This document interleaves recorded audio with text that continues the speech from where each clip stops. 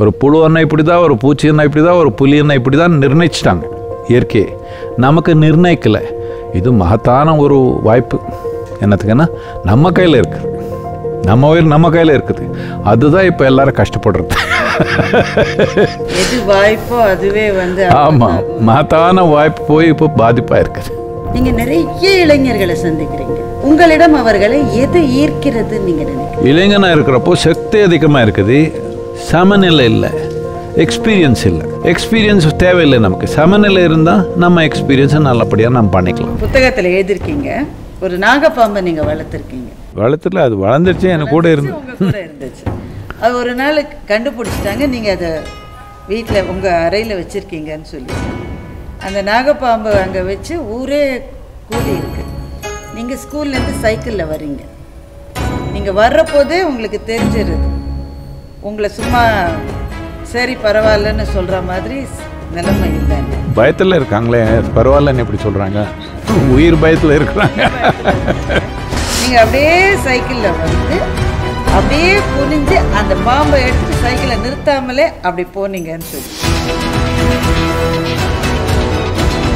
இது அவெஞ்சர்ஸ் படத்தில் வர வேண்டிய ஒரு காட்சி. இது அது சொல்கிறாங்களே பயம் பக்தின்னு சொல்கிறாங்க. பக்தி இருக்கிறவனுக்கு எங்கே பயம் வருது? பக்தி இருக்கிறவனுக்கு பயம்ன்ற தொடர்பே இல்லை. பூரா இருட்டாக பண்ணிட்டோம்.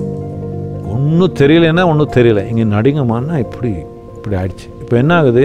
சூப்பர் அலர்ட் ஆகிட்டிங்க. உங்கள் மனத்தை எல்லா தன்மையும் முழிச்சு உட்காந்துடும். பார்த்துருக்கீங்களா? ரொம்ப இருட்டில் இப்படி நடக்கணும்னா எல்லாம் சூப்பர் அலர்ட் ஆகிடுச்சே இல்லையா? அப்படி தான் இருக்கணும் வாழ்க்கை முழுக்கமாக. அப்போ தான் ஞானோதயம். பொருள் உலகத்தில் எப்படி தான் முன்னேறுவது? நான் மற்ற பிள்ளைகள் எல்லாரும் என்னை விட அதிக மார்க் வாங்கணும்னு என் குழந்தை நினச்சாங்க. இந்த உலகத்திலேயே வெற்றிகளை தீர்மானிக்கத்தானே வேண்டியிருக்கு. தென்னைமரம் போய் ஆலமரம் ஆகணும்னா எவ்வளோ அசிங்கமாயிடும்.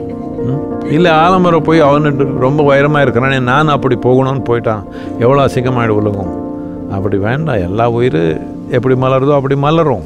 இருக்கிற வரை அந்த உயிரை கொண்டாடுவது அவசியம்னு ரொம்ப. கொண்டாட தேவையில்லை, உயிரே கொண்டாட்டம் தான். அந்த உயிர் எல்லாத்துக்குமே முக்கியமானது தானே. உங்களுக்கு ஒரு சிறு உடல்நல குறைவு வந்த போது அதனுடைய எட்ஜ் மட்டும் அதையே நீங்கள் தள்ளி போட்டு. நான் எப்பவுமே எட்ஜில் தான் இருக்கிறேன். இந்த தடவை கொஞ்சம் பப்ளிக் ஆயிடுச்சு, அவ்வளோதான். பாலயோகின்னு கேள்விப்பட்டேன். அவர் எல்லாமே 30-32க்கு வந்துச்சுன்னு சத்திடுவான். கவனிச்சிருக்கீங்களா? என்னதுக்குன்னா ரொம்ப வெடி மாதிரி வாழ்னா உடல் தாங்காது. தொடர் குற்றச்சாட்டுகளை கேட்டுக்கிட்டே இருக்காங்க. நெருப்பு இல்லாமலா புகையும் அப்படின்னு நினைப்பாங்க தான். அவங்களுக்கு உங்கள் பதில் நீங்கள் எல்லாம் போய் சர்வே பண்ணிக்கோங்க. 1 இன்ச், 1 ஏக்கர் இல்லை, 1 இன்ச் ஈஷா ஃபவுண்டேஷனு இல்லை காட்டு ஜமீனோ இல்லை இன்னொருத்தர் யாரோ ஒருத்தர் ஜமீனோ ஒரே 1 இன்ச் எடுத்திருந்தா முடிஞ்சிச்சு. நான் திருப்பி என் முகம் பார்க்க மாட்டீங்க, என் குரல் கேட்க மாட்டீங்க, முடிஞ்சு போச்சு. வரமாட்டாங்க.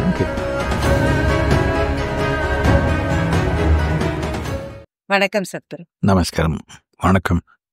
ஈஷா மையத்துக்கு வந்து இங்க உங்களை சந்திச்சு இந்த நேர்காணலை செய்கிற வாய்ப்பு கிடைச்சதுக்காக ரொம்ப நன்றி. ரொம்ப சந்தோஷம் நீங்க வந்தது. நான் ஈஷாவுக்கு வருது முதல் முறை. இது இங்க வந்த உடனேயே எனக்கு பிரமிப்பு இல்லை, ஈஷான்னு இங்கே மட்டும் இல்லை, உலகம் முழுக்கமாக இருக்கு. நீங்கள் எங்கே இருந்தாலும் ஈஷாவில் தான் இருக்கிறீங்க. என்னத்துக்குன்னா ஈஷான்னா இது ஒரு ஆர்கனைசேஷன் மட்டும் இல்லை. ஈஷான்னா உயிருக்கு மூலமானது. யாரும் அதுக்கு வெளியே இல்லை. இதுக்குள்ளேயே இருந்தாலும் நான் இன்னும் இந்த இடத்துக்கு வந்ததில்லை.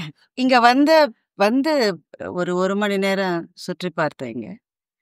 இங்க இருக்கிற பல அந்த சிலை வடிவங்களை பார்க்குறப்போ ஒரு சொல் மனசுக்குள்ள வந்தது. மெட்டா லாங்குவேஜ் அப்படின்னு அதை சொல்லலாம். தமிழ்ல அதுக்கு ஒரு சொல் இருக்கு, மீ மொழி. சொற்களுக்கு மிஞ்சிய ஒரு. யார் இவர் 2 பேர் பார்த்தீங்களா?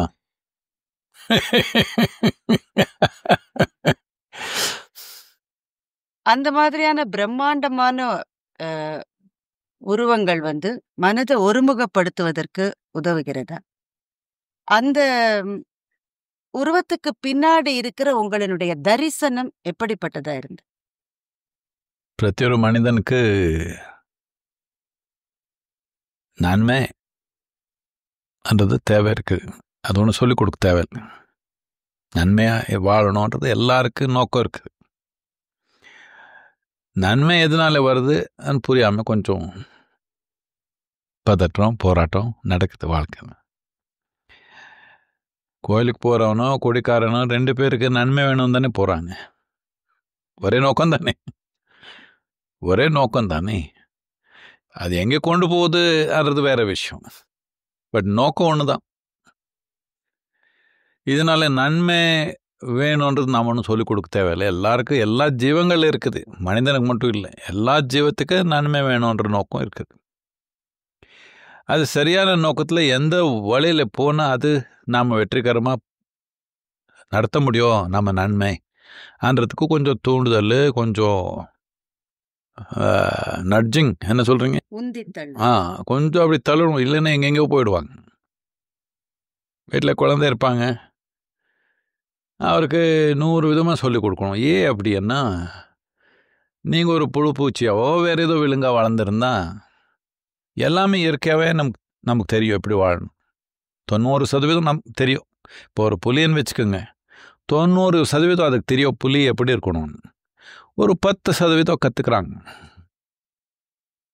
ஒரு 10% அவருக்கு ஒரு பர்சனாலிட்டி இருக்குது, இன்னொரு புலிக்கு அவருக்கு வித்தியாசம். ஆனால் மனிதன் தன்மை எப்படின்னா ஒரு 10% தான் நமக்கு நேச்சுரலாக தெரியும். 90% நம்ம கற்றுக்கணும். எல்லாமே லேர்ன்ட் பிஹேவியர் எல்லாமே. இப்படி இருக்கிறப்போ தேவையான தூண்டுதல் ப்ளஸ் கொஞ்சம் நட்ஜிங் இல்லைன்னா எங்கெங்கேயோ போயிடுவாங்க. இது பலவிதமாக பண்ண முடியும். எல்லாத்துக்கு ரொம்ப ரிலையபிளாக பண்ணணுன்னா உள்நோக்கி எதுக்குன்னா உயிர் போய் சொல்லாத. உங்கள் ஸ்கூலில் டீச்சர் என்ன சொல்கிறாங்களோ தெரியல, பொய் என்ன வேணும்னு போய் சொல்கிறாங்க, இல்லை தெரியாமல் சொல்கிறாங்க. என்னென்ன தாய் தந்தை கூட என்ன சொல்கிறாங்கன்னு தெரியல. அவருக்கு எந்த அளவுக்கு புரிஞ்சிருக்குதோ அந்த அளவுக்கு தான் சொல்கிறாங்க. அவருக்கு புரிஞ்ச விஷயம் அவர் ஒன்றும் பெரிய ஞானோதயம் கொண்டு கொண்டு போகல, ஏதோ ஒரு அளவுக்கு வாழ்கிறாங்க. இதனால ஆன்மீகம்ன்றது என்னன்னா உள்நோக்கி பார்த்தா உயிருக்கு என்ன வேணும், உயிர் எப்படி இருக்கணும்னு நினைக்குது அப்படி நாம் இருக்கணும், அவ்வளோதான். என்னத்துக்குன்னா அடிப்படையாக உயிர்னால தான் நாம் எல்லாமே, மித்ததெல்லாம் நாடகம்தான். அப்படி தானே? இப்போ நம்ம 2 பேரும் உயிரோடு இருக்கிறோங்க, இதுதானே அடிப்படை. நான் உயிர் இல்லாமல் இங்கே இருந்தால் நீங்கள் என் கூட பேசுகிறீங்களா, இன்டர்வியூ பண்ணுறீங்களா? இல்லையே. உயிரோடு இருக்கிறதுனால தான் எல்லாமே, மித்ததெல்லாம் அரேஞ்ச்மெண்ட் தான். இப்படியோ பண்ணிக்கலாம் அரேஞ்ச்மெண்ட்டு, அப்படியோ பண்ணிக்கலாம். அரேஞ்ச்மெண்ட்னால உயிர் நடக்காது, உயிர்னால அரேஞ்ச்மெண்ட் தேவை இருக்குது. ஆனால் முக்கியமானது என்னென்னா உயிர் நோக்கி போகும். அதுக்கு தேவையான தூண்டுதல் வேணும், இன்ஸ்பிரேஷன் வேணும், நட்ஜிங் வேணும், கைடன்ஸ் வேணும். இல்லைன்னா எப்படியோ போய்க்குவாங்க. என்னத்துக்குன்னா மனிதனாக பிறந்தீங்கன்னா இயற்கை நம்ம நிர்ணயிக்க வைக்கல, கொஞ்சம் சுதந்திரமாக விட்டாங்க இந்த உயிர். மித்த உயிருக்கு எல்லாமே நிர்ணயிச்சு வச்சுட்டாங்க. இப்படி தான் ஒரு புழுன்னா இப்படி தான், ஒரு பூச்சின்னா இப்படி தான், ஒரு புலின்னா இப்படி தான் நிர்ணயிச்சிட்டாங்க இயற்கையை. நமக்கு நிர்ணயிக்கலை. இது மகத்தான ஒரு வாய்ப்பு. என்னத்துக்குன்னா நம்ம கையில் இருக்குது, நம்ம உயிர் நம்ம கையில் இருக்குது. அதுதான் இப்போ எல்லாரும் கஷ்டப்படுறது. எது வாய்ப்போ அதுவே ஆமாம், மகத்தான வாய்ப்பு போய் இப்போ பாதிப்பாக இருக்குது. நீங்க நிறைய இளைஞர்களை சந்திக்கிறீங்க, மாணவர்களை. நான் இளைஞன் தானேம்மா, என்னம்மா இப்படி பேசுறேன்? சரி, ஒரு இளைஞர் நிறைய இளைஞர்களை சந்திக்கிறீங்க. ஐடி இண்டஸ்ட்ரீஸ்ல இருக்கிறவங்க நிறைய பேரை நீங்க சந்திக்கிறீங்க. ஓரளவு நானும் சந்திக்கிற போது எனக்கு என்ன தோணுதுன்னாக்க, அவங்களுக்குள்ள ஆன்மீக கேள்விகள்ன்ற மாதிரி ஏதோ இருக்கு. அவங்க அறிந்த எஜுகேஷன், அந்த கல்வி முறை சோதித்து உண்மையை சரிபார்க்கிற கல்வி முறை அவங்களுக்கு இருக்கு, பேஸ்ட் ஆன் எக்ஸ்பெரிமெண்டேஷன். ஆனா அதை வைத்துக்கொண்டு பிரபஞ்சத்தில் இருக்கிற பல கேள்விகளுக்கு அவங்களால பதில் தேட முடியல. அப்பா அம்மாவால சொல்லித்தர தெரியல, ஆசிரியர்களால சொல்லித்தர தெரியல. அந்த கூகுள் பாட்டி இருக்காங்களே, அது தப்பா சொல்லி கொடுக்க. எல்லாரும் அப்படிதான், அவருக்கு தெரிஞ்சுதானே சொல்லுவாங்க. சொல்லாம அந்த தனக்கு தெரிந்ததுல குறைகள் இருக்குன்னு கூட ஒத்துக்காத மனநிலையும் இருக்கிற ஒரு சமூகமா இருக்கு. இப்போ உங்களை நாடி வராங்க. உங்களிடம் அவர்களை எது ஈர்க்கிறதுன்னு நீங்க நினைக்கிறீங்க? முக்கியமாக இளைஞன் என்ன நீங்கள் புரிஞ்சுக்கணும். இப்போ நீங்கள் யாரோ ஒருத்தருக்கு இளைஞர்னு சொல்கிற என்னத்துக்கு, நீங்கள் கொஞ்சம் அவருக்கு சீனியர், அவர் உங்களுக்கு ஜூனியர், அவ்வளோதானே. சில வருடம் முன்னாடி வந்துட்டீங்க, அவ்வளோதான். அவர் கொஞ்சம் லேட்டாக வந்தாங்க அப்படின்னா இன்னும் அது கொஞ்சம் உயிர் கொதிக்குது. இந்த டைமில் முக்கியமானது சமநிலை வேணும். சக்தி இருந்தால், சமநிலை இருந்தால் இந்த சக்தி சமநிலை சேர்ந்து ஒரு பிரமாதமான விஷயம் ஆகிடும். சக்தி இருக்குது, சமநிலை இல்லைன்னா அது எங்கேயோ போய்க்குது. இப்போ அதே சக்தி தான். இப்போ பாருங்க, எந்த சக்தி ஒரு வெடியாக போகுதோ, ஒரு பாம்பாக போகுதோ, அதே சக்தி தானே இங்கே லைட்டாக வேலை பண்ணுது, ஃபேனாக வேலை பண்ணுது, இன்னொன்னா வேலை பண்ணுது. அதே சக்தி தானே. இப்போ நியூக்ளியர் எனர்ஜின்னு சொல்கிறாங்க. என்ன வேணாலும் பண்ணிக்க முடியும். சக்தி அப்படி தான், அதுக்கு ஒன்றும் நோக்கம் இல்லை. நாம் எப்படி நோக்கம் கொடுக்குறோமோ அப்படி தான். இளைஞனாக இருக்கிறப்போ சக்தி அதிகமாக இருக்குது, சமநிலை இல்லை, எக்ஸ்பீரியன்ஸ் இல்லை. எக்ஸ்பீரியன்ஸ் தேவையில்லை நமக்கு. சமநிலை இருந்தால் நம்ம எக்ஸ்பீரியன்ஸை நல்லபடியாக நம்ம பண்ணிக்கலாம். இப்படி இருக்கிறப்போ முக்கியமானது என்னன்னா, ஒன்று அந்த புத்துணர்வு சக்தி உங்ககிட்ட இருந்தால், அவருக்கு மேலே நீங்கள் புத்துணர்வாக இருந்தால் உங்கள் நோக்கி வருவான். கொஞ்சம் இப்படி ஆயிட்டீங்கன்னா, ஐயோ எதுக்கு இருக்கிறா இவனை உயிரோட நினச்சிக்கிறாங்க அவர். ஆனால் இப்படி ஆயிடுச்சு நம்ம நாட்டில், எல்லா இடத்துல. நம்ம நாட்டில் முதல் இப்படி இல்லை. ஆன்மீகம்னா எல்லாத்துக்கும் உயிரோட்டமாக இருக்கிற தன்மை. இப்போ நம்ம கேலண்டரில் பார்த்தா ஆன்மீகம்னா இப்படி உட்காந்துக்கணும்னு ஆயிடுச்சு. இப்போ நீங்கள் இது பின்னோக்கி பார்த்தீங்கன்னா, நாம் யார் ஆன்மீகத்துக்கு மூலம் நினைக்கிறோம்? ஏதோ கிருஷ்ணான்னு நினைக்கிறோம், சிவான்னு நினைக்கிறோம். எப்படி இருக்காங்க பாருங்க, புத்துணர்வா இல்லையா? முழு புத்துணர்வு. நீங்கள் வாரியர் மாதிரி பார்த்துருக்கலாம், ஏதோ ஒரு போஸ் மட்டும் தான் அது. பலவிதமாக இருக்கிறாங்க, ஆனால் முழு புத்துணர்வு. என்னத்துக்குன்னா ஆன்மீகம்னா புத்துணர்வு தான். என்னத்துக்குன்னா ஆன்மீகம்னா உடல் தாண்டி இருக்கிற தன்மை. உடல் தாண்டி இருக்கிற தன்மைக்கு வயசு கிடையாது. இப்போ பிறந்த மாதிரி தான். எப்போ இந்த மாதிரி ஒரு புத்துணர்வு, அது கூட சமநிலை ரெண்டு பார்த்தாங்களோ, இளைஞருக்கு ஒரு ஈர்ப்பு தானாகவே வந்துடும். வேற வழியே இல்லையா அவருக்கு. சமநிலை சக்தி, அது நீங்க சொன்னீங்க. மகாகவி பாரதி எழுதுறாரு, சக்தி பொய்கையில் நான் ஒரு மலர் அப்படின்னு எழுதுறாரு. அப்போ ஒரு நதி மாதிரி போகுது சக்தினா, அதுல அடிச்சுட்டு போற பூ மாதிரி தான் மனித வாழ்க்கைய. எனக்கு அந்த அளவுக்கு தமிழ் போயிட்ரி எல்லாம் புரியல. முக்கியமாக நான் எப்படி நினைக்கிறேன், எனக்கு அதுக்கு நீங்கள் கரெக்டாக சொல்லணும். அது எனக்கு சக்தி பொய்கையில் நான் ஒரு மலர். river of energy, in that I am a flower. It is so. இப்போ நாம் எது உருவம் நினைக்கிறோமோ, இப்போ நவீன விஞ்ஞானத்தில் இது சொல்கிறாங்க, நாம் யோக கலாச்சாரத்தில் முதலேருந்து சொல்லியே வந்திருக்கிறோம். ஆனால் இப்போ நவீன விஞ்ஞானத்தில் சொல்கிறாங்க எல்லாமே ஒரு சக்தி தான். உருவன்றது தப்பானது. என்னத்துக்குன்னா இது ஒரு அதிர்வு மட்டும்தான். எல்லாம் பலவிதமான சக்தி தான். எது நான் நினைக்கிறீங்களோ, எது மரம் நினைக்கிறோங்க, எல்லாமே ஒரே சக்தி தான். பல விதமாக ஏற்பட்டிருக்குது. இப்போது நானும் நீங்கள் தனித்தனி மனிதன், நீங்கள் உட்காந்துருக்கோம். அது ஒரு உடல், இது ஒரு உடல். நீங்கள் சொல்ல வேண்டாம், இந்த மாதிரி எக்ஸாம்பிள் தான் நான் எடுக்கிறேன். அதனால தான் கொஞ்சம் பிரச்சனை.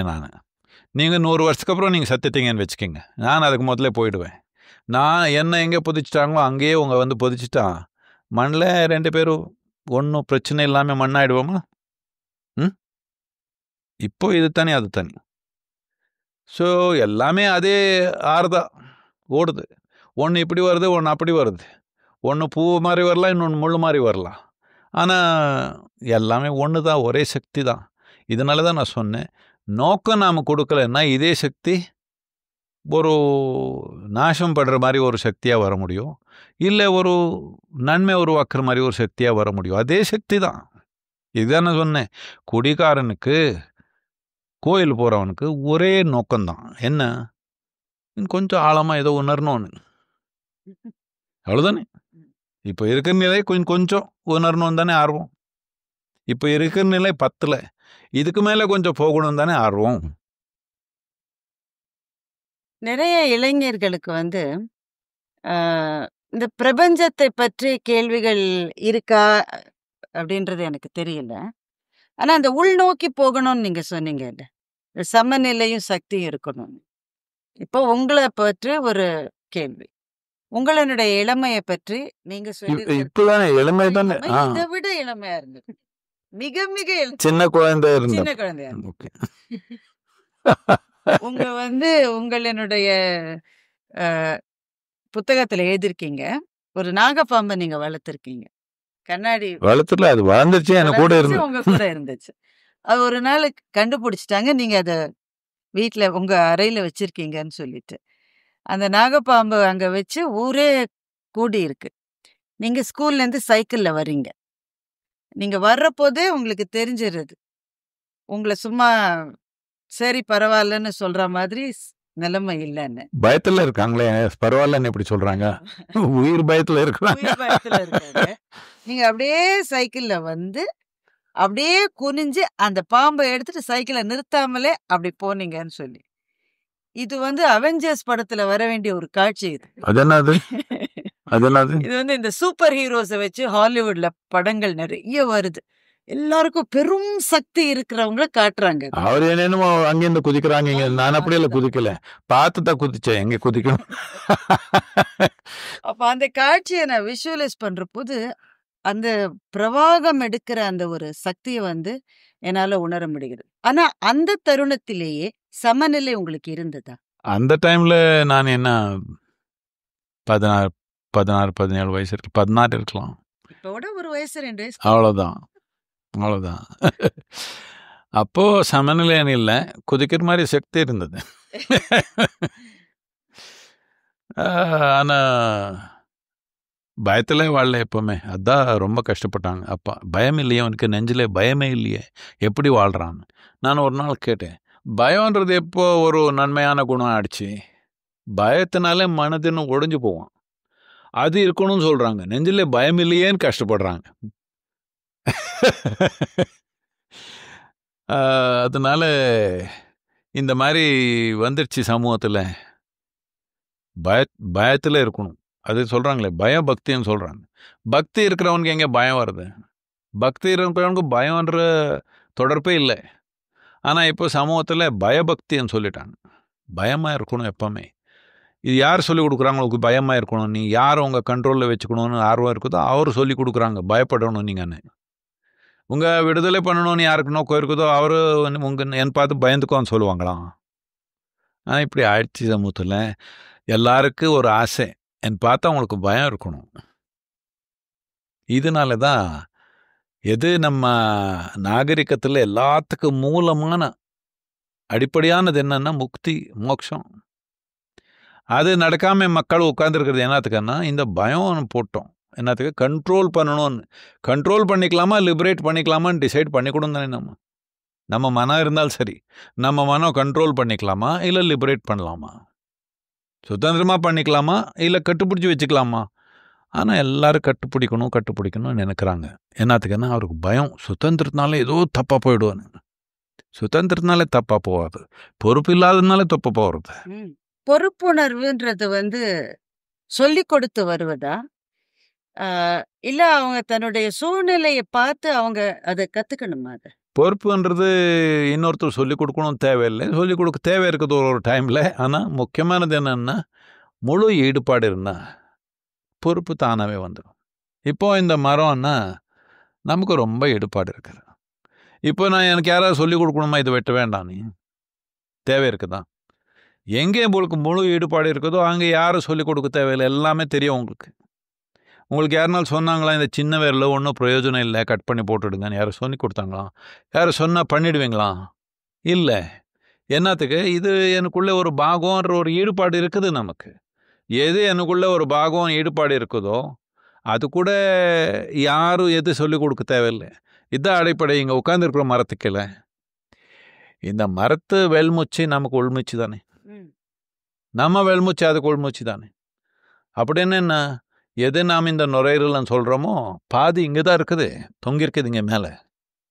இது நீங்கள் உணர்வு பூர்ணமாக புரிஞ்சிட்டிங்கன்னா நான் உங்களுக்கு எதனால் சொல்லிக் கொடுக்குமா சுற்றுச்சூழல் பற்றி? தேவை இருக்குதா?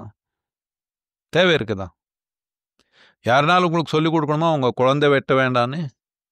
தேவையில்லை. இது நமக்குள்ள ஒரு பாகம் எது நாம் உணர்துமோ அதுக்கு யாரும் எந்த போதனையும் தேவையில்லை. இதுதான் ஆன்மீகம். உள்நோக்கி போனா எல்லாமே ஒண்ணுதான், வெளியே பார்த்தா எல்லாமே தனிதான். இங்க அந்த கர்மான்ற உங்களுடைய புத்தகம், அதுல நீங்க நான் படிக்கல, அது நீங்க தான் சொல்லி ஞாபகப்படுத்தணும் எனக்கு. அதுல நீங்க வாசனான்னு ஒன்று சொல்றீங்க. அது இப்ப நீங்க சொன்னதுதான். எது எனக்கு மிக மனசுக்கு நெருக்கமானதோ அதை நோக்கி தான் நான் உள்முகமா போக முடியும். வாட் ஐம் பேஷனேட் அபவுட், அது என்னுடைய எல்லாமே அதை நோக்கி போகிறது. அப்புறம் அப்படின்னு சொல்லிட்டு நீங்க ஒண்ணு அதுல எழுதுறீங்க. நீ எது நான் அப்படி சொல்லல. அப்படி பிரிண்ட் பண்ணிட்டா நான் சரி பண்ணிக்கணும், பார்க்கலாம். அது I don't think they printed like this. இப்போ எது வாசனான்னு சொல்கிறோமோ அது வெளியே போகிறதுக்கு வெளியே சூழ்நிலை இருக்கு. உள்நோக்கி போகிறதுக்கு அதுக்கு ஒன்றும் சம்மந்தம் கிடையாது. ம். உள்ளோன்றது என்னன்னா இந்த உடல்னு இருக்குது உங்களுக்கு. இது இப்படியே நீங்கள் பிறந்தீங்களா இல்லை மெதுவாக சேர்த்துனீங்களா? மெதுவா வளரும். மெதுவாக சேர்த்துனீங்க, வளரல, சேர்த்துனீங்க. டெய்லி பொங்கல். இது மனோன்னு இருக்குது. இது மெதுவாக சேர்த்துனீங்களா இப்படியே வந்துட்டீங்களா? சேர்த்து மெதுவாக சேர்த்துனது தான். நாம் சேர்த்து வச்சுக்கிறது எல்லாமே நம்ம தான் சொல்லிக்கலாம், நானும் சொல்லிக்க முடியாது. உண்மையா?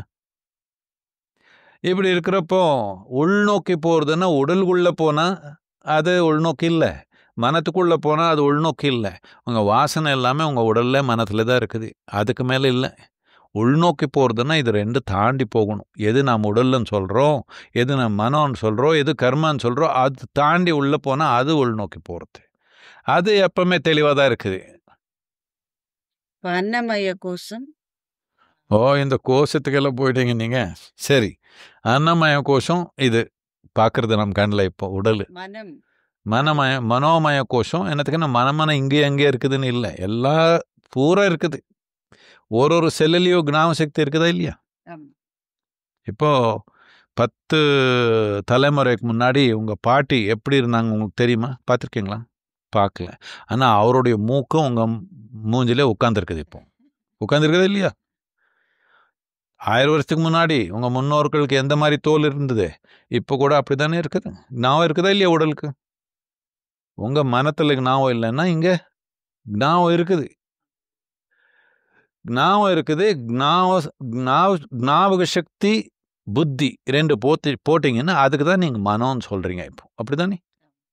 ஞாபக சக்தி இருக்குது, புத்தி இருக்குது. இங்கே புத்தி இருக்குதா? ஒரு செல்லில் எவ்வளோ வேலை நடக்குதுன்னா அது உங்கள் மனத்தில் வச்சு நடத்தணும்னா நீங்கள் முடிஞ்சு போச்சு ஒரே நாளில். நீங்கள் உங்கள் கிட்னியோ, உங்கள் லிவரோ, உங்கள் ஸ்ப்ளீனோ, இல்லை உங்கள் முழங்காலோ உள்ளுக்குள்ளே எப்படி செயல்படுதுன்னு நீங்கள் நடத்திருக்கீங்களா? தானாக நடக்குது தானே? அதுக்கு புத்தி இருக்குது தானே? எப்படின்னு சும்மா சாமானியமான விஷயம் இல்லை, ரொம்ப காம்ப்ளெக்ஸாக கெமிஸ்ட்ரி நடக்குது. எல்லாம் தானாக நடத்துக்கு தானே ஒரு செல்லு. புத்தியும் இருக்குது, ஞாபக சக்தி இருக்குது. இதுதானே மனோன்னு சொல்கிறீங்க. அதனால மனோன்னா மனோமய கோஷம். மனத்து அதே ஒரு மாதிரி அதே ஒரு மாதிரி உருவம். அதுவே ஒரு உடல் ம் மாதிரி தான். ஆமாம். அதை தாண்டி அந்த பிராண அதான் இது எப்படின்னா உங்ககிட்ட செல்ஃபோன் இருக்குது, அதில் ஹார்ட்வேர் இருக்குது, மேலே தெரியுது, அதுக்கு உடல். அதுக்குள்ளே சாஃப்ட்வேர் இருக்குது, அது மனம். ஆனால் பேட்ரி இல்லை. நடக்குமா? உங்களுக்கு மனம் இருக்குது, உடல் இருக்குது, சக்தி இல்லை. நடக்குமா? ப்ளக் பண்ண தானே, பேட்ரி சார்ஜ் பண்ண தானே நடக்கும். சாப்பிடணும், தூங்கணும், எல்லாம் பண்ண தானே இது இப்படி இருக்குது.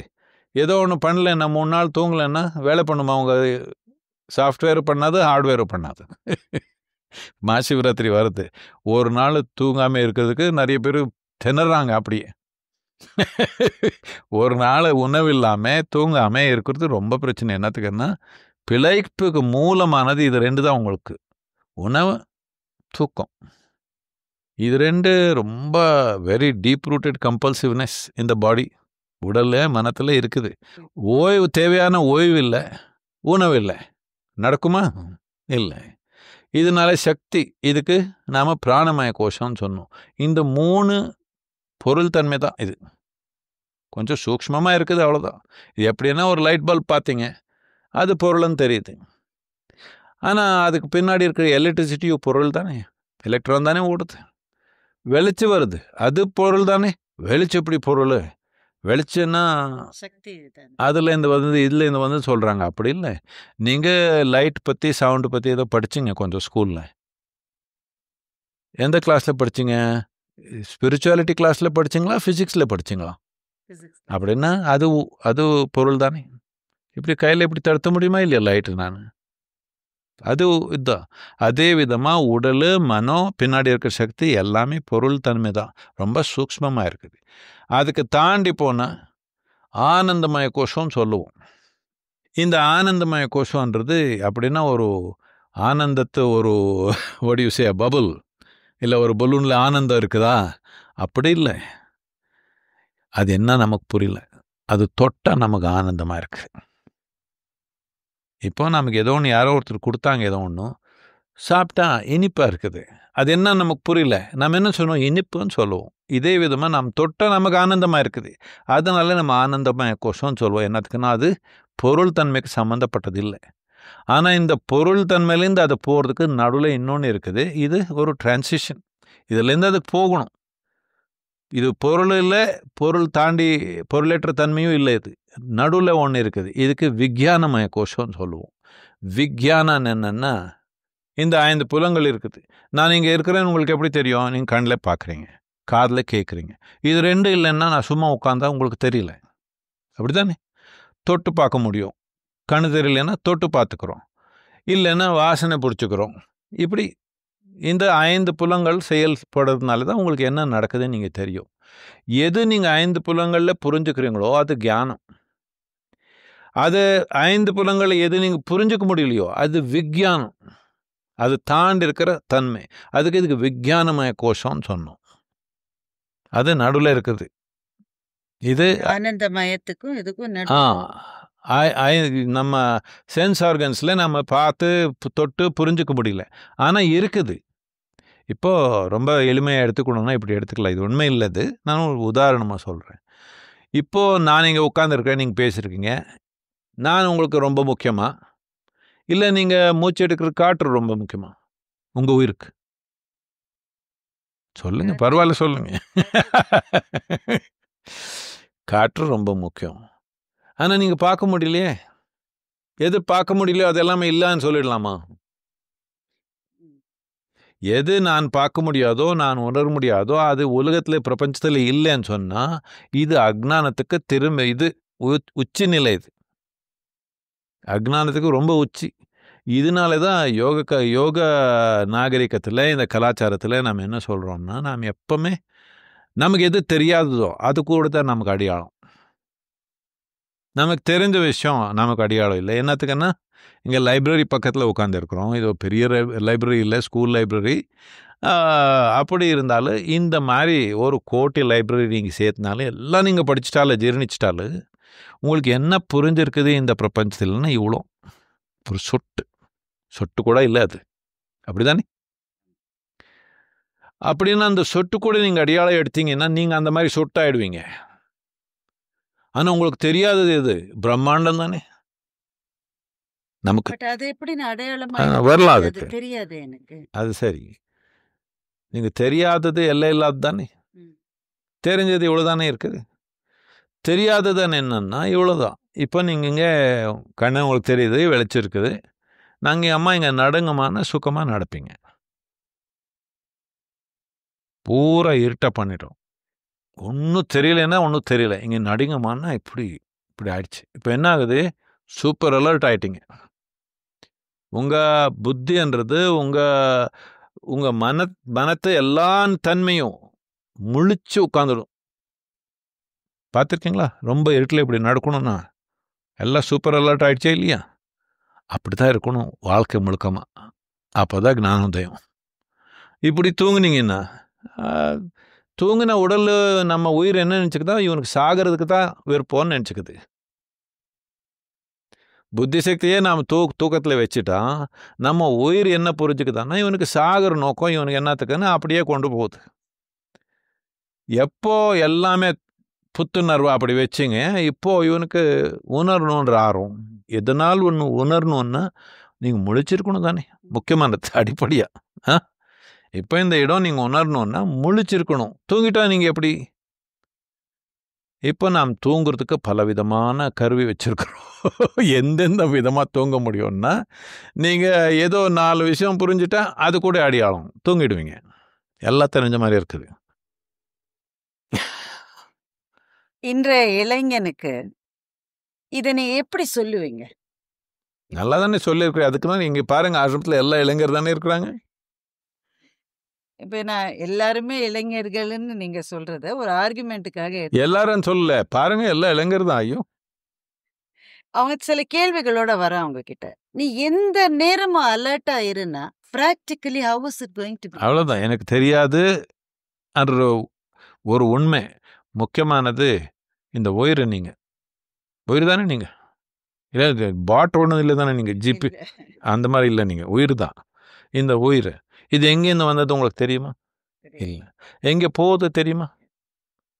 திருப்பிங்க 4 நாள் இருக்கிறப்போ என்ன பெரிய நாடகம்.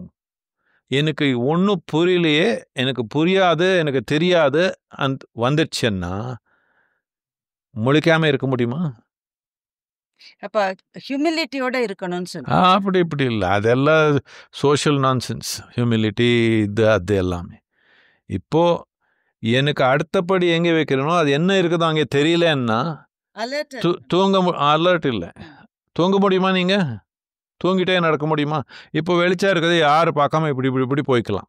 பூரா இருட்டாயிடுச்சு, எவ்வளோ இதாகிடுவீங்க. இது வெறும் மனம் மட்டும் இல்லை, எல்லாமே அலர்ட் ஆகிடும். இப்படியே வச்சிங்கன்னா ஒரு க்ஷணம் ஞானோதயம் ஆகிடும். எப்படி தப்பிச்சுக்க முடியும் மனிதன்? உள்ளுக்குள்ளே இருக்க லைட்டை ஆஃப் பண்ணிவிட்டு எனக்கு ஒன்றும் தெரியலைன்னா ஒன்றும் தெரியாது. எந்த நொடியும் அப்படி இருப்பது சாத்தியமான்னு அதான் சொல்கிறேன். நான் கேட்குறேன், ரொம்ப இருட்டாயிடுச்சு, அடுத்த படி எங்கே வைக்கிறேன்னு உங்களுக்கு தெரியல, அப்படியே இருப்பீங்களா இல்லையா? அவ்வளோதான். இதுக்கு தான் சொன்னேன், நமக்கு எது தெரியாதோ அது கூட நமக்கு அடையாளம் வந்துடுச்சுன்னா எப்போவுமே அப்படி தான். எனக்கு ஏதோ 4 வார்த்தை தெரியும், அதே வச்சுட்டு இதுதான் சொன்னால் அவ்வளோதான். நான் ஒரு பேச்சாளர், ஒரு பட்டிமன்ற பேச்சாளர். எங்க வேலையில் நாங்கள் அலர்ட்டாக இருக்குது, ஸ்டேஜில் அலர்ட்டாக இருக்கும்.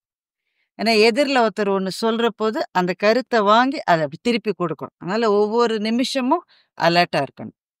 இப்போ எனக்கு உங்ககிட்ட என்ன ஒன்று ஆச்சரியமாக இருக்குன்னாக்க, பல மேடைகளில் உங்களை நோக்கி கேள்விகள் வருது. நீங்கள் எல்லா கேள்விகளுக்கும் ஒரே மாதிரியான பதிலை சொல்றது இல்லை. சில சமயம் சிரிப்பால பதில் சொல்றீங்க, சில சமயம் அதுதான் கேட்க வந்தேன், நீங்க சொல்லிட்டீங்க. இதுல சிரிப்பா அதை எது தீர்மானிக்கிறது? கேட்பவரா, கேட்பவரனுடைய உள்நோக்கமா, கேட்கிற கேள்வியா? எது உங்களுடைய ரியாக்ஷனை தீர்மானிக்கும்? எனக்கு கேள்வி பற்றி கவனம் இல்லை, கேள்வி சும்மா என்டர்டெயின்மெண்ட், அவ்வளோதான்.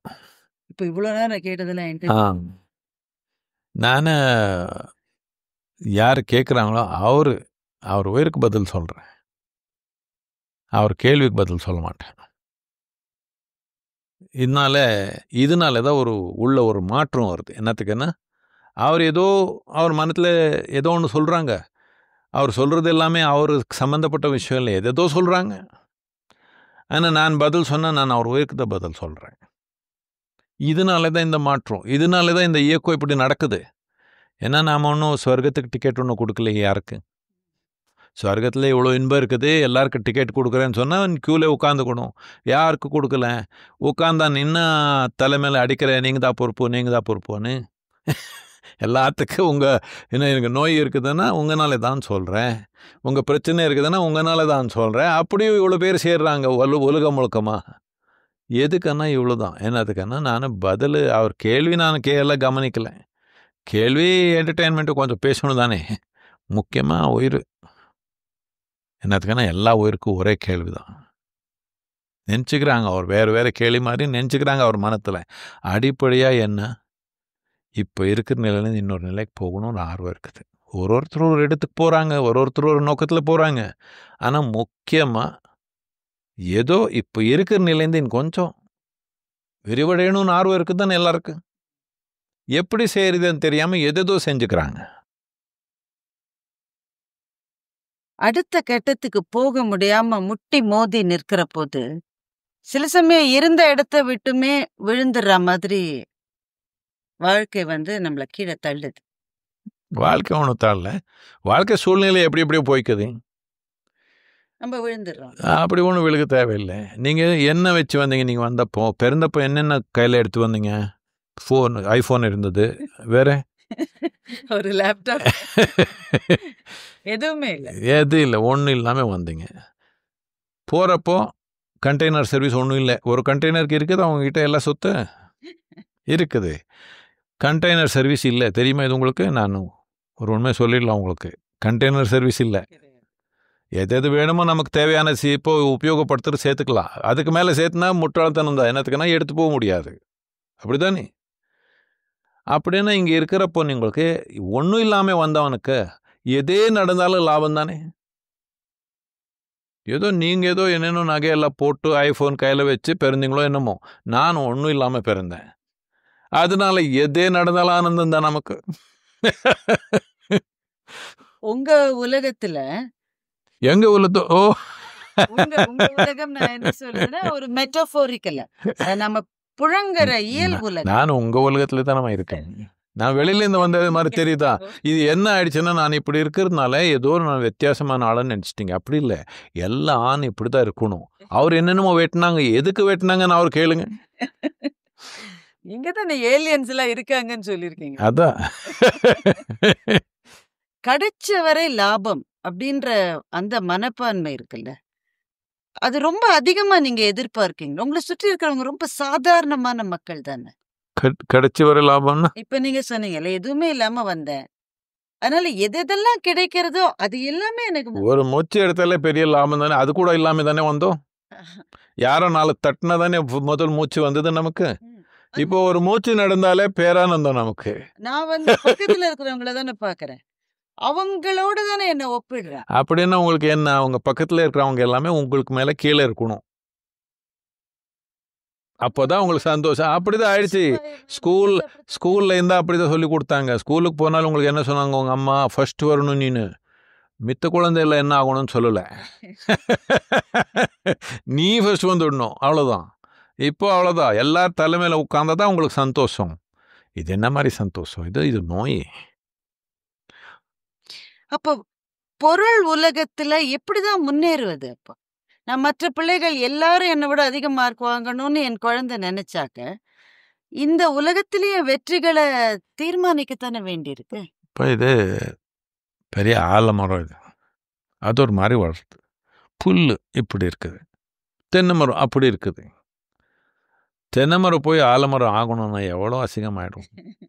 இல்லை, ஆலமரம் போய் அவனு ரொம்ப உயரமாக இருக்கிறானே, நான் அப்படி போகணும்னு போயிட்டான், எவ்வளோ அசிங்கமாயிடும் உலகம்.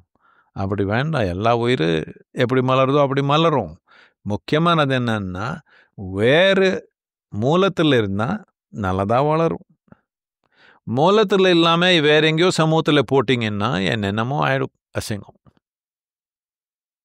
அதுக்கு தான் கேட்டேன் நான் முதல்ல, உங்களுக்கு எல்லாத்துக்கும் முக்கியமானது என்ன? இப்போ ரொம்ப புத்திசாலியான கேள்வி கேட்கணுன்றது முக்கியமா, இல்லை உயிரோடு இருக்குங்க அது முக்கியமா? அவ்வளோதானே, அவ்வளோதான் இருக்குது உங்ககிட்ட, வேற ஒன்றும் இல்லை. மித்தது எல்லாம் ட்ராமா. என்கிட்ட சொத்து இருக்குதுன்னு நினைக்கிறீங்க, உங்கள் ஞாபக சக்தி எடுத்துட்டேன். இப்படி நான் இது பண்ண முடியும். நான் உங்களுக்கு உங்கள் ஞாபக சக்தி எடுத்துட்டா, யார் நம்ம கணவன், யாரு நம்ம வீடு, எது என் சொத்து, எது என் பேங்க்ல என்ன இருக்குதுன்னு தெரியுமா உங்களுக்கு? அவர் ஏற்கனவே அவரை நான் மறந்துட்டேன்னு தான் சொல்லிட்டு இருக்கேன். அது வேற விஷயம், நான் அதுக்கெல்லாம் வரமாட்டேன். இப்போ நமக்கு என்ன சொத்து இருக்குதுன்றது சும்மா இங்கே தானே இருக்குது. இது எடுத்துட்டா ஒன்றும் இல்லை, இங்கே உட்காந்தா ஒன்றும் இல்லை, இருக்கிறது உயிர் ஒன்று தான். பட் அது உணரல. அவர் உயிர் எப்படி இருக்குதுன்னு உங்களுக்கு தெரியுமா? தெரியுமா? உங்களுக்கு தெரியாது. இந்த உயிர் எப்படி வச்சுக்கிறதுன்னு கவனம் வச்சுக்கலன்னா இதுதான் ஆகிடும். அது இது வெளியே இருக்கிறது பார்த்து, அவர் துணி பார்த்து, அவர் துணி நல்லா இருக்குதே, நான் அப்படி போட்டிருக்கலாமே, அவர் நகை நல்லா இருக்குதே, அப்படி போட்டிருக்கலாமே, இதிலே உயிர் போயிடும். இதில் நிறைய பேர் உயிர் விட்டாங்களா இல்லையா? நான் 1-2 பேர் இல்லை, 90% மக்கள் அவர் போட்ட நகை மாதிரி நான் போட்டுக்கணுன்றதுலையே உயிர் போயிடுச்சே இல்லையா? நகை மட்டும் இல்லை, எல்லாத்துல ஸ்கூலில் இருந்தால் ரேங்க்கு, அதில் இருந்தால் இன்னொன்று, ஆஃபீஸில் இருந்தால் ஒரு ப்ரமோஷன், இவ்வளோதான். இன்னொருத்தருக்கு மேலே இருக்கணும். இல்லை எல்லாம் கீழே தான் போக போகிறோம். இப்போ ஒரே ஒரு விஷயமா மேலே இருக்க முடியும்னா உயிர் தெம்பா புத்துணர்வா ரொம்ப அப்படி வச்சிங்கன்னா மேலே தான் இருக்கிறீங்க. நான் இப்போ ஒரு கேள்வி கேட்கணும். அதுக்கு அதானே பண்ணியிருக்கீங்க இது வரைக்கும். நேரமா அதான் செஞ்சுருக்கேன். இந்த கேள்வியை கொஞ்சம் பயத்தோட நான் கேட்குறேன்.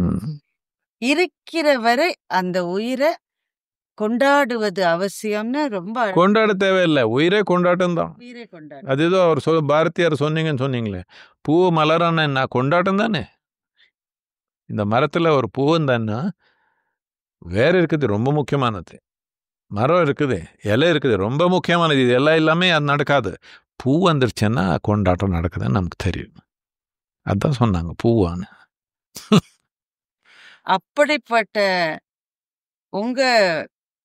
உங்களுடைய அந்த உயிர் எல்லாத்துக்குமே முக்கியமானது தானே. உங்களுக்கு ஒரு சிறு உடல்நல குறைவு வந்த போது அதனுடைய எட்ஜ் மட்டும் அதையே நீங்க தள்ளி போட்டு நான் எப்பவுமே எட்ஜில் தான் இருக்கிறேன். இந்த தடவை கொஞ்சம் பப்ளிக் ஆயிடுச்சு, அவ்வளோதான். நான் எப்பவுமே எட்ஜில் தான் இருக்கிறேன். இப்படி உட்கார்ந்தாலும் அப்படிதான் எட்ஜில் தான் இருக்கிறேன். ஒரு படி இப்படி இல்லை நீங்கள் சொன்ன கேள்வி எனக்கு புரியுது. இது கொஞ்சம் புரிஞ்சுக்கிறது நீங்கள் கொஞ்சம் வேறு மாதிரி சிந்திக்கணும்.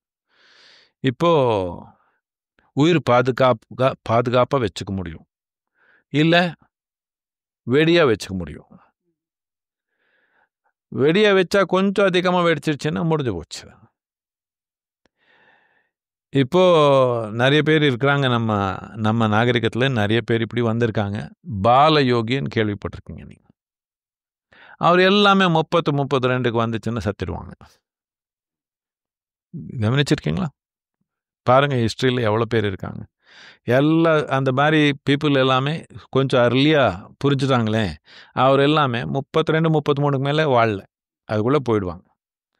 என்னத்துக்குன்னா ரொம்ப வெடி மாதிரி வாழ்னா உடல் தாங்காது.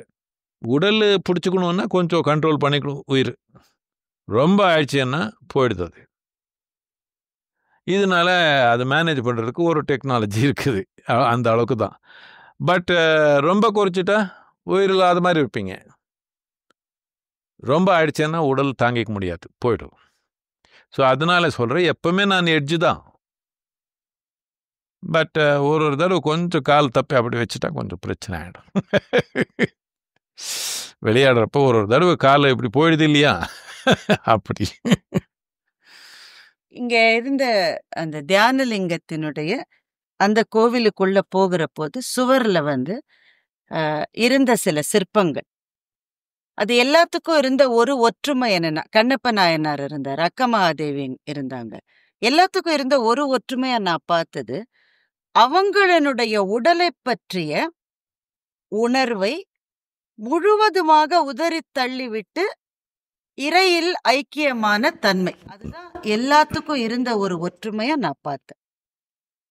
அதை நான் சரியா புரிஞ்சுட்டு இருக்கேன்னா அது சாதாரண மானுட வாழ்வில் சாத்தியமா?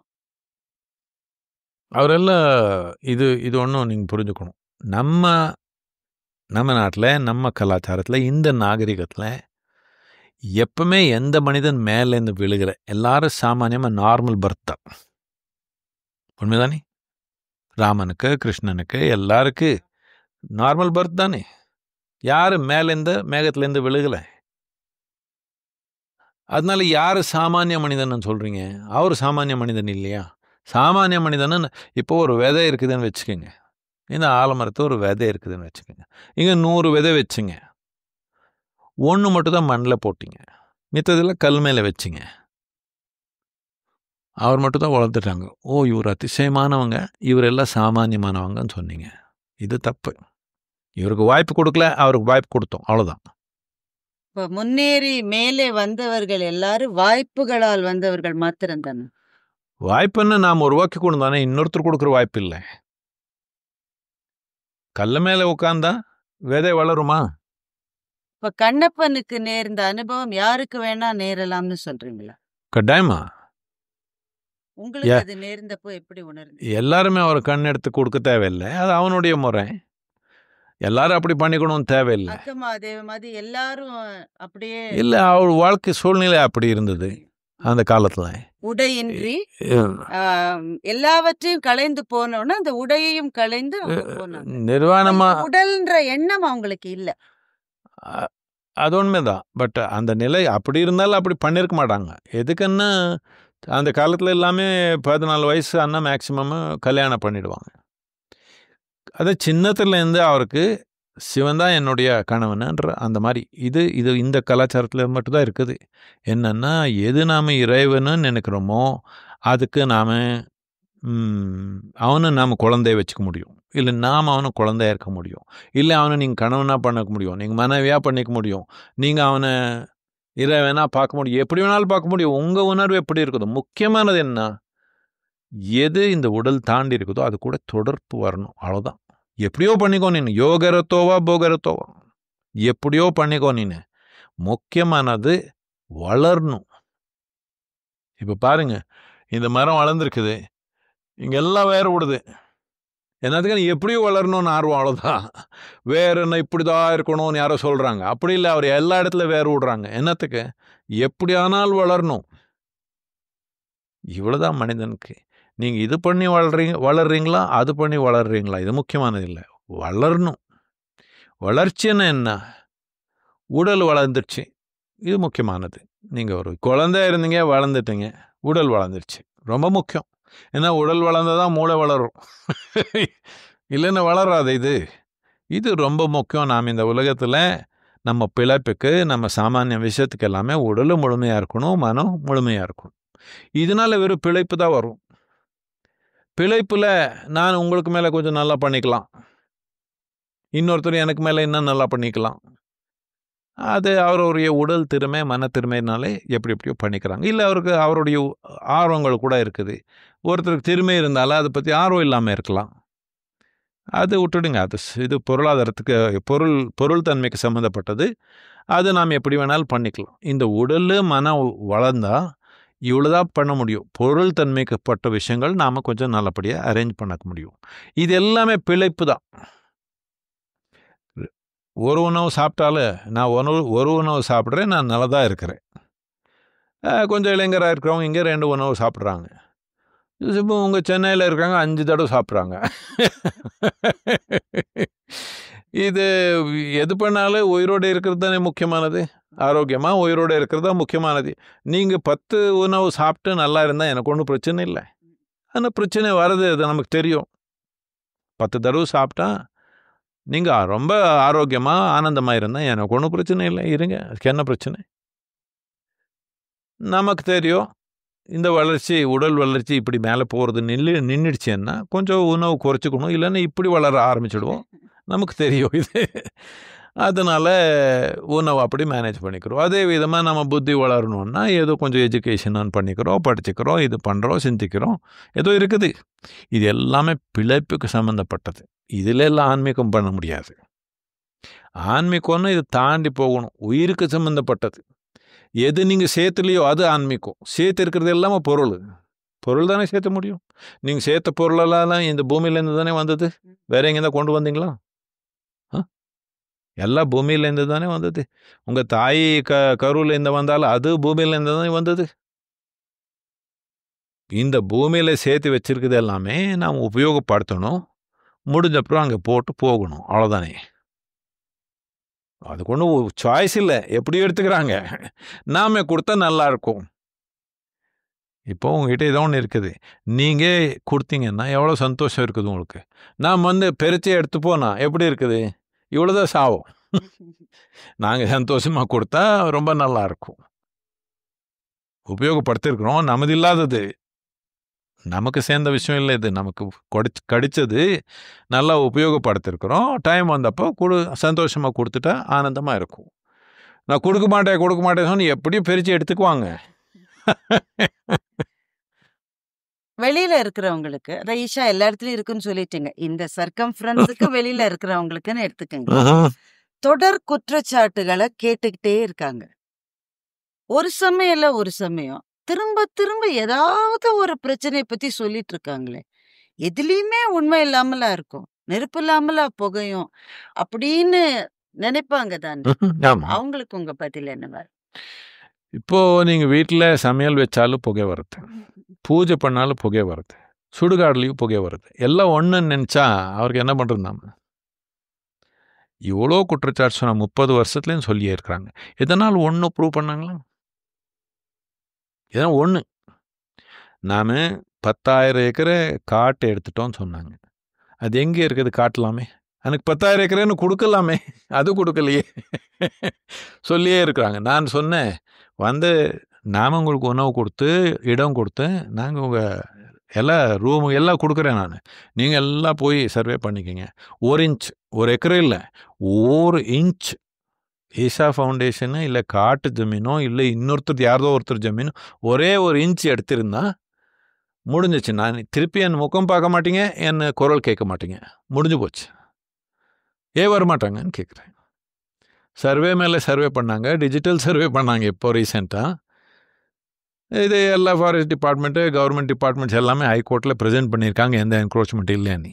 முக்கியமானது என்னன்னா, இந்த டிஜிட்டல் சர்வேல தோராயமாக, எனக்கு கரெக்டாக நம்பர் தெரியல, தோராயமாக ஐ திங்க் ஒரு 3/4 ஏக்கருக்கு மேலே நம்ம ஜமீனில் ஃபாரஸ்ட் இருக்குது.